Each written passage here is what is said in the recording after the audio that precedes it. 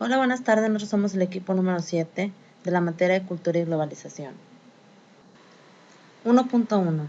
La cultura como fenómeno antropológico. Para la antropología cultural se dice que es preciso que los fenómenos sociales fueran explicados tanto desde el punto de vista social como desde el cultural, ya que los comportamientos sociales y los artefactos reflejan los valores y normas sociales de la sociedad a que pertenecen. Es por eso que los antropólogos intentan explicar cada elemento de una cultura concreta, por su relación con nosotros, por los que los antropólogos sociales intentan mostrar de qué modo las pautas de comportamiento se relacionan con los valores y normas de la cultura en que se integra. Para el concepto de cultura decimos que a medida que crecemos vamos aceptando las formas de pensar y comportarse, como lo son las costumbres y comportamientos, como ideas y creencias. Entramos a formar parte de una sociedad y de una vida que llamamos cultura. La cultura la heredamos ya que la recibimos de quienes nos cuidan desde nuestro nacimiento y durante la infancia. Y suponemos que al llegar a adultos hemos aprendido todo lo necesario para poder entendernos y convivir con las demás personas. Entonces decimos que la cultura, en cierta manera, es saber cómo comportarse, cómo entenderse con los demás, cómo vivir y convivir.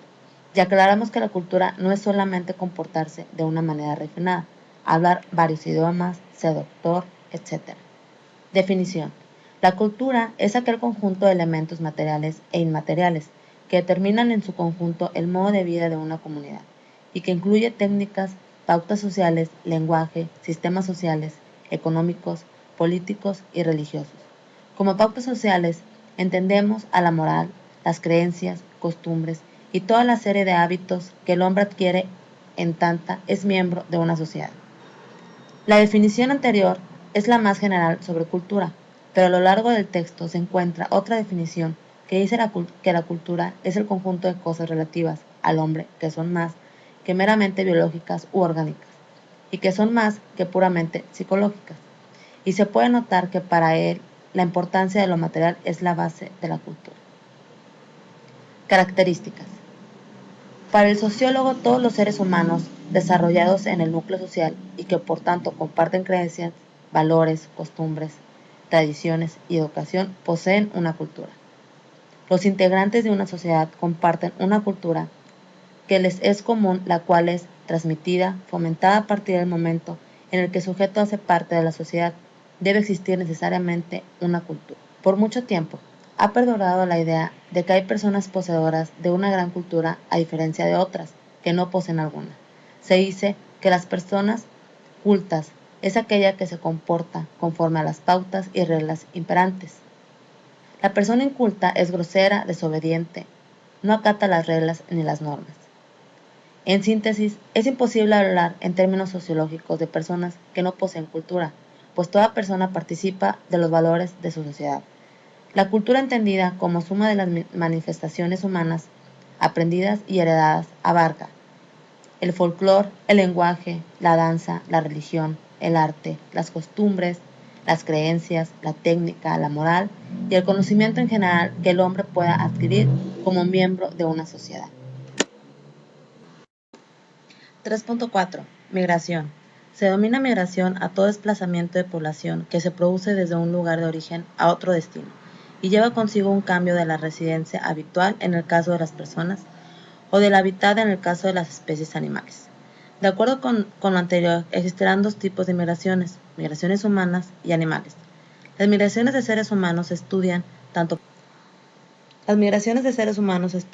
por la demografía como por la geografía de la población, y las especies animales se estudian en el campo de la biología, biogeografía y en el de ecología.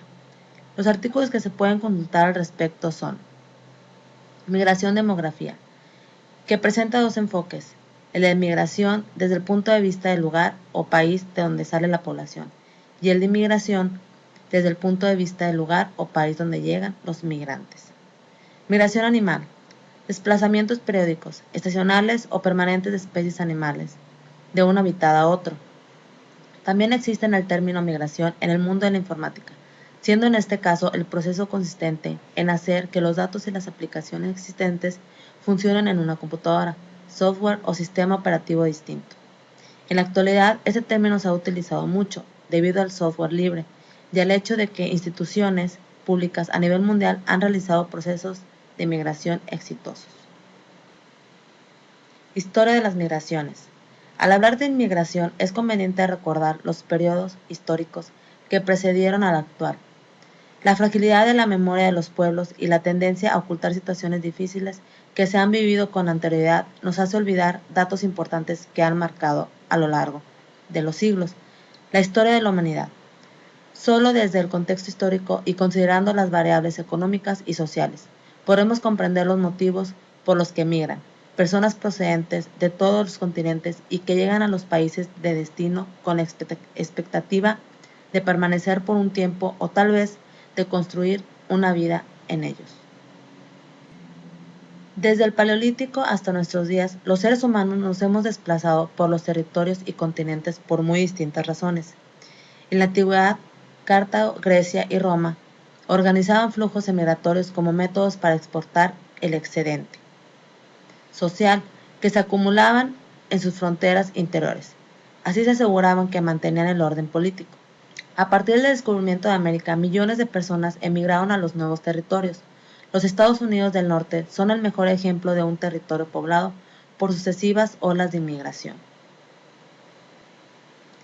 En el siglo XIX, un puñado de países europeos inician la conquista de buena parte del planeta.